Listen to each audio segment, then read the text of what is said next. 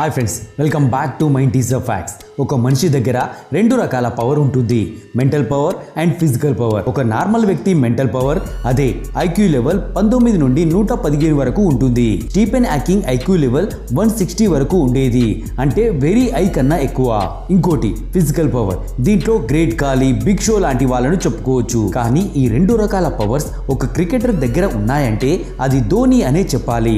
Under pressure లో guts తో power batting చేయడం, ఇంకా ఎలాంటి క్రిటికల్ సిచ్యువేషన్ లో అయినా మాస్టర్ మైండ్ తో బెస్ట్ డిసిజన్ తీసుకునే బ్రెయిన్ ధోనిదే అని చెప్పొచ్చు. ధోని తన కెరియర్ స్టార్టింగ్ లోనే తన మాస్టర్ మైండ్ డిసిజన్ తో ప్రపంచాన్ని ఆశ్చర్యపరిచాడు. ఈ విషయం 2007 T20 వరల్డ్ కప్ లోనిది. ఇండియా పాకిస్తాన్ మ్యాచ్ రసవత్తరంగా సాగుతూ ఆఖరికి డ్రా అయింది. విన్నర్ కోసం స్టంప్ను ఎవరు ఎక్కువసార్లు హిట్ చేస్తే వాళ్ళే గెలిచినట్టని నిర్ణయించారు. ఈ రెండు టీమ్స్ నుండి 5 బౌలర్లకు ఒక్కో బాల్ హిట్ చేయాల్సి ఉంటుంది.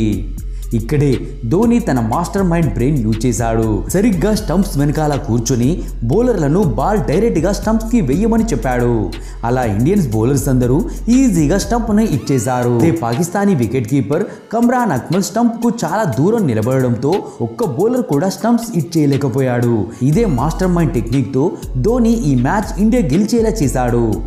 అలాగే వికెట్ వెనకాల ఉండి బ్యాట్స్మెన్ బ్రెయిన్ని చదవడం ధోనికి తప్ప ఇంకెవ్వరికీ రాదనుకుంటా. ఇది కూడా ధోనికున్న అద్భుతమైన స్కిల్స్లో ఒకటి. మొట్టమొదట ధోని ఈ స్కిల్స్ను కూడా పాకిస్తాన్ మీదే చూపెట్టాడు. ఒక పక్క ఆఫ్రిది సచిన్ బౌలింగ్లో చాలా ధాటిగా ఆడుతున్నాడు. 4వ బాల్ వేయకముందే ధోని వైడ్ బాల్ వేయమని సచిన్కు సైగ చేశాడు.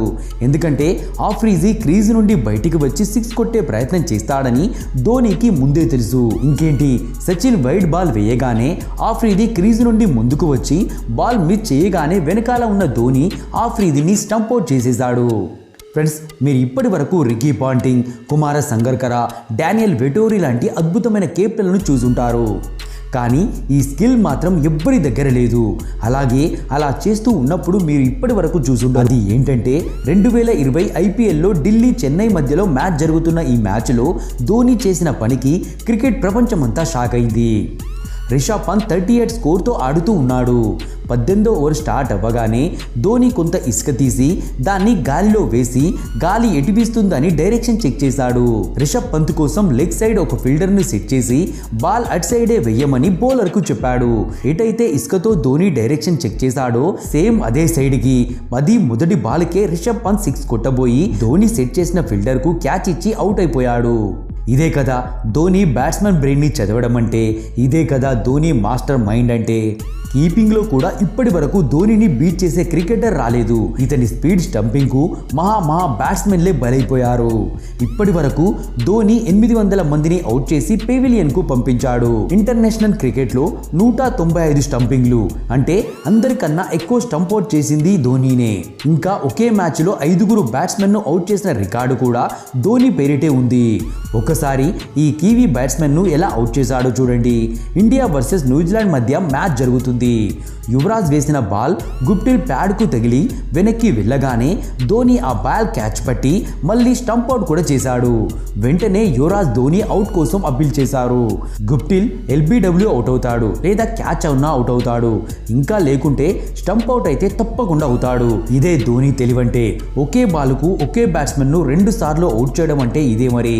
అలాగే బ్లైండ్ రన్అట్ ఇన్వెన్షన్ చేసింది కూడా ధోనినే. 2016లో ఆస్ట్రేలియా వర్సెస్ ఇండియా మ్యాచ్ జరుగుతుంది. స్ట్రైక్లో గ్లెన్ మ్యాక్స్వెల్ ఉన్నాడు. నాన్ స్ట్రైకర్ ఎండ్లో మిచెల్ మార్ష్ ఉన్నాడు. మ్యాచ్ సిట్యువేషన్ ఆస్ట్రేలియా వైపే ఉంది. ఇక్కడ ఇండియాకు ఒక వికెట్ తప్పకుండా కావాలి. అప్పుడే వరీందర్ శరణ్ వేసిన బాల్ను గ్లెన్ మ్యాక్స్వెల్ కవర్స్లో సూపర్ షాట్ కొట్టాడు. మొదట ఇది బౌండరీ వెళ్తుందని అనుకున్నారు, కానీ ఉమేష్ యాదవ్ అద్భుతమైన ఫీల్డింగ్ చేయడంతో బౌండరీ వెళ్ళలేదు.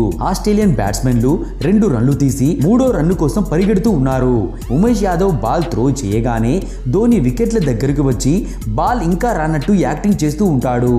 బాల్ రాగానే చాలా స్పీడ్గా రన్అట్ చేసేశాడు. కామెంటర్స్ కూడా ఈ రన్అట్ చూసి షాక్ అయిపోయారు. ధోని ఒకవేళ బాల్ వస్తున్నట్టు మూమెంట్ చేసుంటే బ్యాట్స్మెన్ డైవ్ చేసేవాడు. అలా తెలివిగా ధోని రన్అట్ చేసేశాడు. ధోని గురించి మనం మాట్లాడుకుంటున్నప్పుడు మొట్టమొదట ధోని అంటేనే cool and confident. Dhoni under pressure సిచ్యువేషన్లో కూడా చాలా కూల్గా ఉండేవాడు. గెలిస్తే ఎక్కువగా ఎక్సైట్ అవ్వడం, ఓడిపోతే ఎమోషనల్ అవ్వడం లాంటివి అస్సలు చేసేవాడు కాదు. అందుకే ఇతన్ని కెప్టెన్ కూల్ అనేవాళ్ళు. ఇంకా ఇతని కాన్ఫిడెంట్ గురించి మాట్లాడితే డిఆర్ఎస్, అదే ధోని రివ్యూ సిస్టమ్ అని కూడా అంటారు. ఎందుకంటే ధోని రివ్యూ తీసుకున్నాడంటే 95% అది కరెక్ట్ అవుతుంది. అప్పుడప్పుడైతే ధోని ఎంపైర్ వేలు పైకి లేపకముందే రివ్యూ తీసుకునేవాడు. అలాంటిదే ఒక్కసారి ఇదిగో ఈ వీడియోలో చూడండి. యువరాజ్ సింగ్ను ఎంపైర్ అవుట్ ఇవ్వగానే ధోని ఎంపైర్ అవుట్ ఇవ్వకముందే ధోని రివ్యూ కోసం వెళ్ళిపోయాడు. ఇంకేంటి, ఎంపైర్ కూడా తన డిసిజన్ వాపస్ తీసుకోవాల్సి వచ్చింది. ఇదైతే ధోని మెంటల్ పవర్. ఇప్పుడు ధోని ఫిజికల్ పవర్ గురించి మాట్లాడుకుందాం. ఇదే స్కిల్ కారణంగా ధోనిని ఫినిషర్ అని కూడా అంటారు. 17 సార్లు లాస్ట్ బాల్కు 6 కొట్టి గెలిపించిన ఘనత ధోనిదే. ఆ 6లు కూడా మామూలు 6లు అయి ఉండేవి కాదు, కొడితే గ్రౌండ్ బయట పడుతూ ఉండేవి. ఆస్ట్రేలియాతో జరిగిన మ్యాచ్లో లాస్ట్ 4 బాళ్లకు 12 రన్లు కావాల్సినప్పుడు ధోని కొట్టిన 119 మీటర్ల 6 ఒక్కసారి మీరే చూడండి.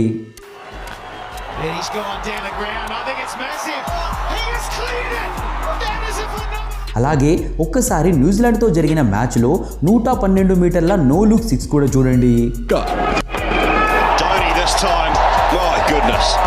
అలాగే ధోని కెరియర్లోనే కొట్టిన అతిపెద్ద 6 ఒక్కసారి మీరే చూడండి. శ్రీలంకతో జరిగిన మ్యాచ్లో ఇంత పెద్ద 6 కొట్టి సెంచరీ పూర్తి చేశాడు. ఆ 6 కూడా గ్రౌండ్ బయట ఎక్కడో దూరం పడిపోయింది.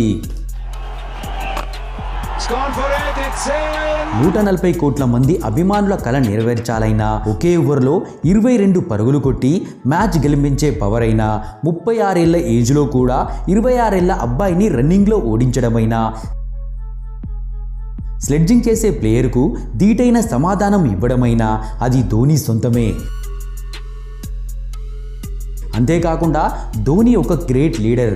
ఇంకా ఎంతోమంది అద్భుతమైన ప్లేయర్లను దేశానికి ఇచ్చాడు. మొదట్లో ఫెయిల్ అయినా కానీ ఛాన్సులు ఇచ్చి విరాట్ కోహ్లీని కింగ్ కోహ్లీ అయ్యేలా చేశాడు. మిడిల్ ఆర్డర్లో బ్యాటింగ్ చేసే రోహిత్ను ఓపెనర్గా చేసి హిట్ మ్యాన్గా చేశాడు. ఫ్రెండ్స్, ధోని కెరియర్ మన అందరికీ ఒక లైఫ్ లెసన్ కన్నా తక్కువేం కాదు. విజయం వస్తే పొంగిపోవడం, ఓడిపోయినప్పుడు కుంగిపోవడం ధోని స్టైల్ కానే కాదు. ధోని అతని కోసం లేదా గ్రౌండ్లో ఉన్న అభిమానుల కోసం ఆడేవాడు కాదు.